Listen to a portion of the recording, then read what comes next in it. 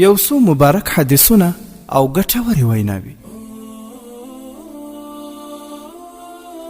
نبی اکرم صلی الله علیه وسلم فرمایلی دي کامل مؤمن نه ښکنځل کوي او نه د چا عیب بیانوي او نه په خلکو لعنت وایي او نه سپکې خبرې کوي او نه بې حیا وي. کتاب ترمذي شریف. او دغسې فرمایي مؤمن هغه دی چې زړه له مینې او محبته ډک وي. نو څوک چې له چا سره مینه نه لري او نور یې له ده سره نه لري په داسې شخص کې هیڅ خیر نشته. او فرمایي په خلکو باندې داسې زمانه هم راتلونکې ده چې سړی به هیڅ فکر نه کوي چې دا شی دته له روا لارې لاسته ورغلی او که له حرامې لارې. کتاب بخاري شریف.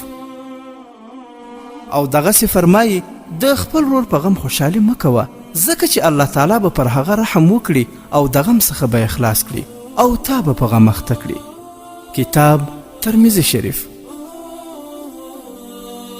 او فرمایي زما د امت د ټولو خلکو ګناه خدای بخي بې له هغه کسانو کوم چې ګناه وکړي او نورو خلکو ته په فخر سره ووایي چې ما دا ګناه وکړه. کتاب بخاري شریف.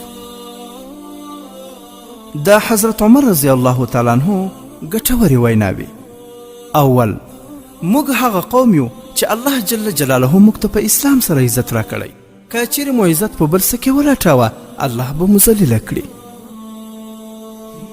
دوهم زه به هغه وخت ډیر بد امیر یم چې زه په نسموړ او ولس مې وږی وي. دریم تر هغې د چا په ښو اخلاقو باور مه کوئ چې د تمې او غصې په وخت مو ازمویلی یعنی امتحان کړی نه وي.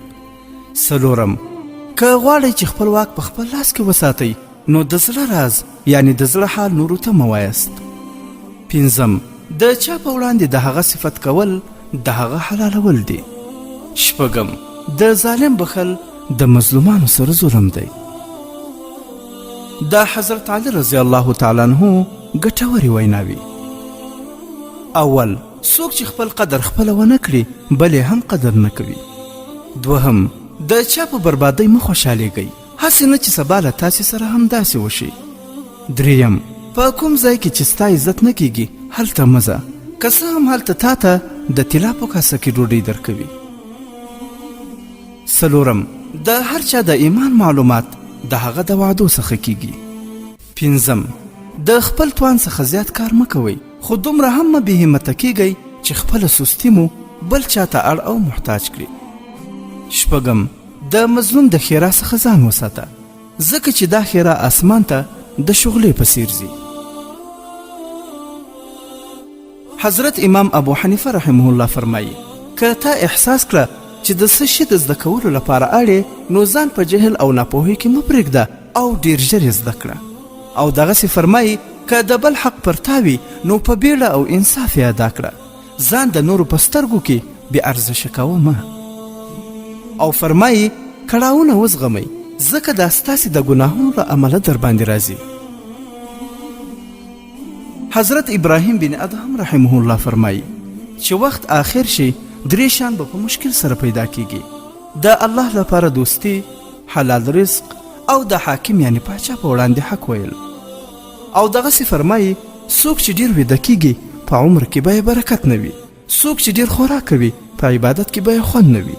څوک چې د خلکو خوشحالي او خوښي غواړي خوشحالي به یې په برخه شي. څوک چې غیبت او بې ځایه خبرې کوي د اسلام په دین به ونه مري. او په آخر کې شیخ سعدي رحمه الله وایي هغه څوک دوست مه ګڼه چې ستا له دښمن سره ناسته ولاړه لري. او دغسې فرمایي که غواړې نوم دې تل پاته شي نو خپل اولاد ته ښه اخلاق وښیه. او فرمایي رښتینی هوښیار هغه دی چې د غصې په وخت کې یې د خولې څخه ناوړه خبره ونه اورېدل شي. الله تعالی دې موږ ټولو ته په دې مبارکو احادیثو او ګټورو ویناوو د عمل کولو توفیق راکړي. آمین یا رب العالمین.